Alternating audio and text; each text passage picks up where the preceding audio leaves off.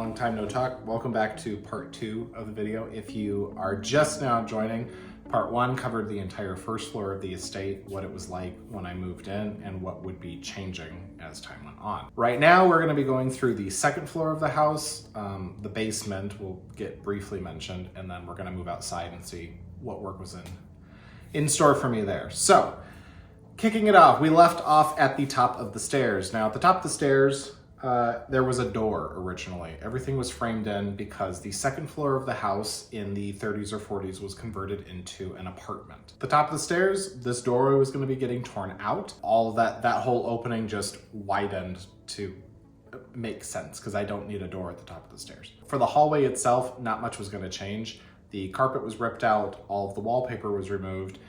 New flooring, the ceiling light changed, and then all new trim, because upstairs it is entirely trim from the 80s.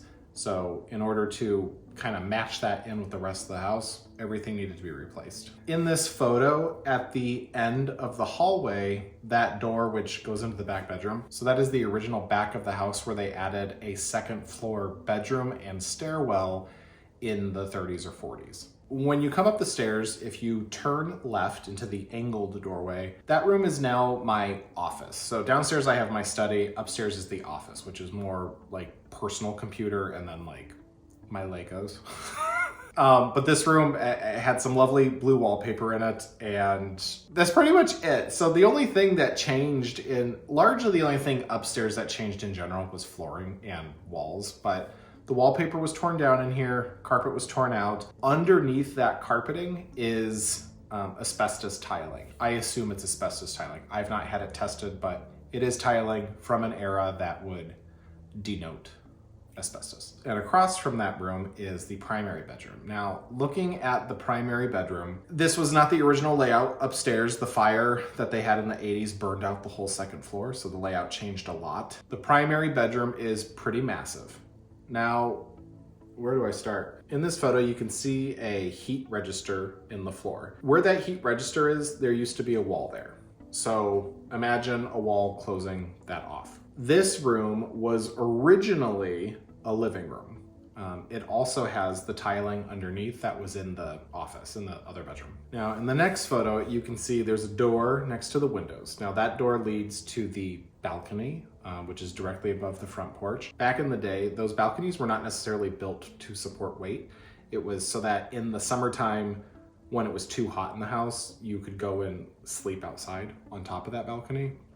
So it was just for like 1 or 2 people to go out. It wasn't for like your patio set and stuff like that. And then the other door that is closed in this image, that leads into a giant walk-in closet. Now, that was also not originally there because in that walk-in closet is the stained glass window. I couldn't figure out why you would close in a stained glass window this way until the daughter came to look at the house with me and explained that that was a giant living room. When I mentioned in part 1 of this video that opening up the stairwell was partly so I could open the wall to expose the stained glass, in this image, directly to the right of that stained glass is now a giant opening so that from the stairs, you can see it. And it helps just to light the space a little bit. I still have some work to do in that closet in general to put a curtain almost halfway through it because that stained glass is original to the house. It is not UV treated. So anything you have in there ends up getting dyed by the sun and fades out. In the bedroom, carpet needed to be ripped out, wallpaper would get torn down, everything would get painted, new flooring. That's where it's at now. I have big things in store for that room. My bedroom is really, it's kind of ending up as the last room to really get polished, which is silly because I think you should have a space that you go to at the end of the day that just feels so nice and contented, but really it's like bare bones in there. There's some artwork on the walls. There are things to do. So some of the things coming up, you can see in this image again, there's like a nook that extends out. That whole thing is gonna become a big built-in bench with board and batten up the walls and just very cozy reading nook feeling. I've also got paneling to put in that room. I want to add sconces in that room. There will be all sorts of trim detailing going around the ceiling. It's gonna get a glow up. It's not on the priority list right now. Back in the hallway, we're gonna go down the hall into the bathroom. So the bathroom, this was the whale bathroom. So it has whale wallpaper. This is very 1980s, as you can see. This bathroom looks completely different now, but structurally, really nothing has changed. I did have to do like a 48-hour remodel on it this summer when I refinanced the house, because the wallpaper was peeling so bad that I was concerned that the loan would not get approved because it was an FHA loan, which means, you know, if you have any chipping paint or anything that they could deem lead-based or anything, which it wasn't because it was from the 80s. Rather than safe than sorry, I remodeled the bathroom. Since this photo, it's all new trim work in there. Everything's been painted. There's a new mirror. That's about it. You know, not much. I was going to remodel this bathroom this spring, summer. However, since it's been repainted and zhushed up since then, I'm not touching it for a few years because there's no point. And then finally we come to the room at the back of the house. So this is the room that was added on in the 30s or 40s, directly above the kitchen right there with the stairwell. So this room, here's where the trouble starts. So when I first viewed the house, this room was painted blue. There were pictures of this room painted blue. When it was relisted, those pictures were no longer on the listing, and I don't have them any longer. But I have these photos from when I bought the house. You can see in this photo, I don't know if you can see both parts, but you can see on the little protrusion on the right, the damaged wall. This was where there had been water damage that they patched and painted, and we thought it was probably because people were concerned about it. What that protrusion is, it is the chimney coming up from the basement, which vents like the gas from the furnace and stuff. I wanted that chimney exposed because there's no reason not to, and I thought it'd be a cool feature. And the wall was built probably 5 inches out from the chimney. So I thought, okay, we're gonna tear the sheetrock out, expose the chimney, it's gonna be cool. I'll add some trim on the ceiling to kind of match where the ceiling would hit it, and we're good. When I started taking that sheetrock down, it was wet. This was 2 weeks after buying the house, so we are now in the first week of April 2023. The snow was melting and the thaw was happening, and we found that the roof was shot. What this meant was that I needed to take out a loan for a new roof, and if you're replacing the roof, which was very old, I don't know if the roof was from the 80s, it very well may have been, but if you're replacing the roof, you should also be replacing the gutters and soffits and fascia for the house. So I did. The last thing I wanted to do after buying a brand new house and having all these plans for the money that I made on my last house, the last thing I wanted to do was waste that money paying in cash for a roof. So I took a loan out. That loan was for half of what my mortgage already was. So that sucked. Yes, it's nice to have the peace of mind of a brand new roof, but that sucked. I also found out upon touring the house with the daughter that the family knew about the water damage and that it was active water damage and that they hid it.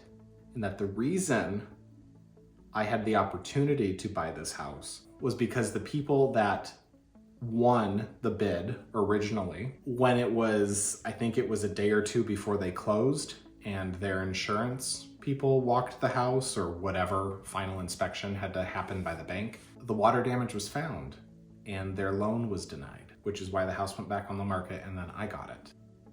So I can't imagine what it was like to get to that point where they probably had their hopes set on this house and have it all fall apart in the final hour. And I feel fortunate that I got it, but me getting the house definitely came at a price, and it was the price of a new roof. This back room, I mentioned it also has a stairwell, as you can see here. So that stairwell is directly above the basement stairwell. I did not want a door that led straight to the second floor of my house. This was the access point when it was an apartment. When it was an apartment, this back room was the kitchen for it. This is also another weird choice in the house where the ceiling height in this back room, I don't know why you would do this. When they added this on in the 30s or 40s, they did not match the ceiling height in this back room to the hallway and the rest of the house.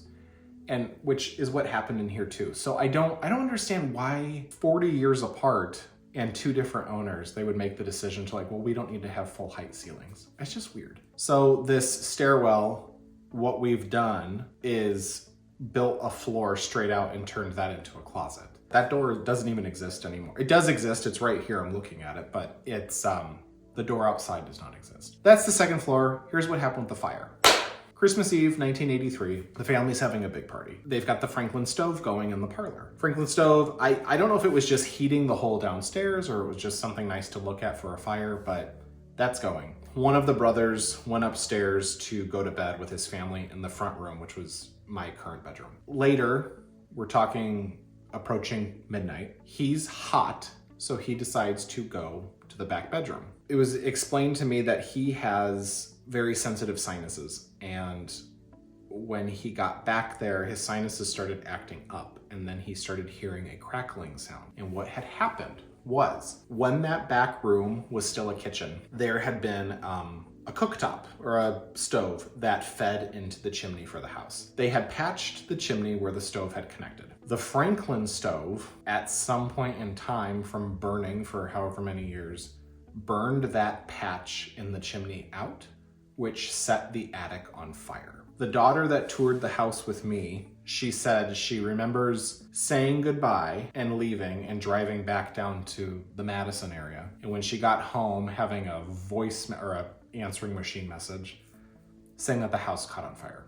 So when she got back up here, you could go up the stairs of the house and see through the entire second floor because it was all gone. Which is interesting because the roof itself was not destroyed. You know, the original roof line exists as it always did, because when you look into the attic, you can see some of the burn damage that they painted. I don't know if there's like a paint to like seal charred wood or whatever, but that was how the fire happened. And that was why the whole second floor was reconfigured, yada yada. So that's the story with the fire. Going down to the basement, I'm just gonna real briefly talk about this. The only big changes here are that the stairs down to the basement had the stairs from that second floor bedroom to the outside.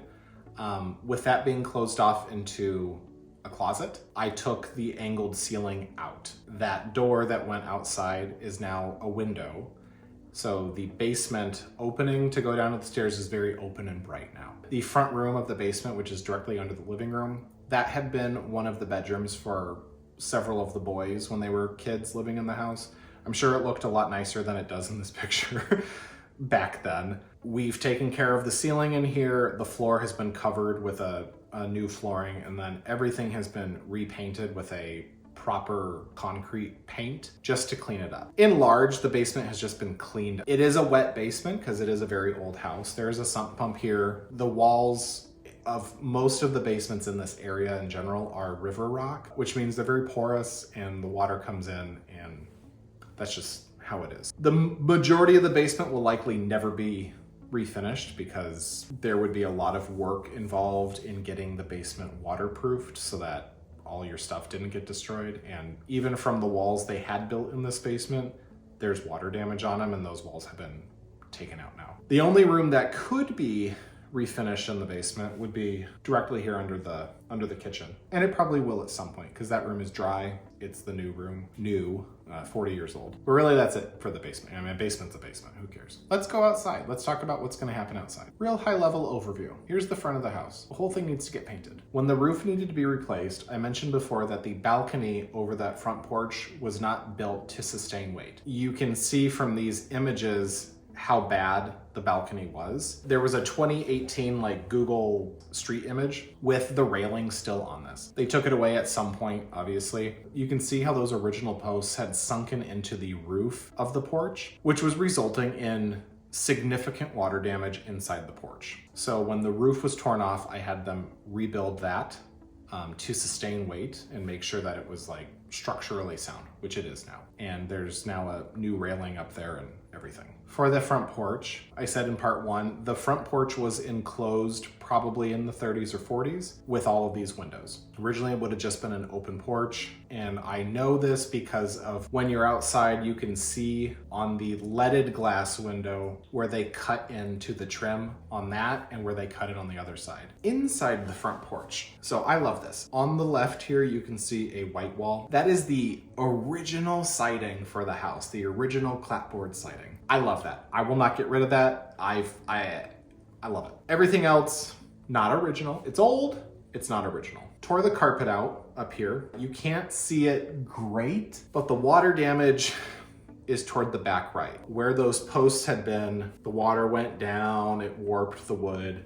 None of these windows opened when I bought the house. I was not gonna waste my time trying to refinish the wood. This is a lot of wood, you can see. The glass for the windows, a lot of it's cracked. There is a lot of issues up here. The beadboard ceiling that you can see, that's original beadboard. I wanna say on that ceiling, I went through minimum 6 bottles of caulking, filling the gaps in it. This porch that first summer with the roof work, it disturbed ant nests in that front porch.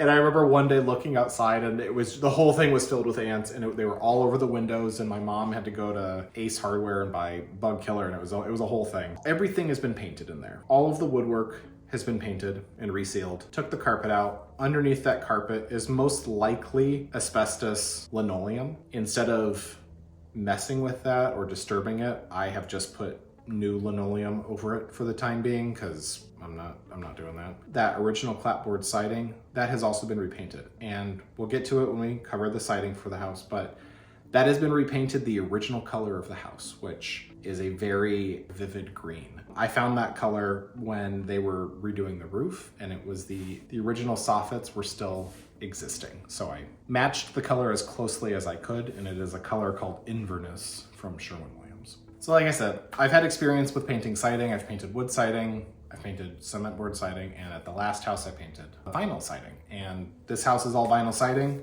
It has all been repainted. The house is beautiful. There's a couple areas that still need to be painted because they were too hard to get to, but I'll rent a lift this spring, summer to do that. Landscaping. So the front yard had these giant overgrown hedges. You can see the new roof stuff in this picture. Those are all gone. I wanted to have giant beds up front. Those beast arborvitae, I think they're arborvitae, those couldn't stay. Additionally, in the backyard is the giant arborvitae, and that thing was, I am not good at judging scale. That thing was probably 40 to 50 feet tall. I took that down last spring myself.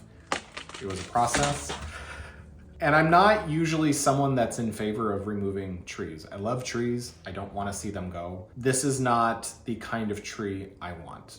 Partly it's a, I don't know how you describe it. Is it it's a mid-century looking style thing. I don't like the style. It dropped crap all through that first summer, and I thought, oh, maybe it only sheds during X amount of months. It just sheds all the time. It was just an awful tree. I will replant other trees. I will replant other things. I've already planted a tree in the front yard. So don't come after me about removing some of these plants. I needed to get everything back to a blank space so that I could start redoing it. There's also this apple tree in the backyard that I let it exist that first summer. It had clearly been struck by lightning at some point in time. The thing was just shot, and if you pushed on it, the whole tree went. So I let it grow apples that first fall. I made an apple crisp from it, and then the tree ended up getting pulled out last summer. The landscaping is an ongoing process. I feel like it's never gonna be done. There are now giant beds on the front of the house. This summer was a lot of just removing the field stone that was along the house and moving it to other places. Removing this whole back patio. That is all gone now.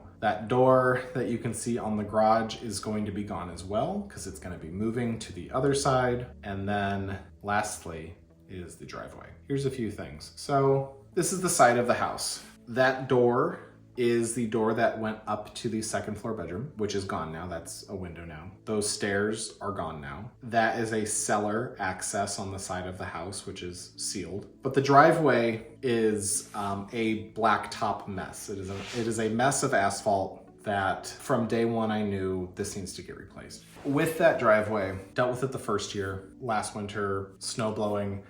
It was literally like ripping up chunks of asphalt and heaving them into the yard. And I just thought this is a great way to break your new snowblower. All last summer, the driveway just got worse and worse. When we took out the concrete steps, that also exposed issues with the driveway. And then when I took out the patio, that exposed more issues. And at the garage door, it was just, you could basically kick the asphalt and it came up. This November, so just 2 months ago, the driveway was replaced. It is now a concrete driveway.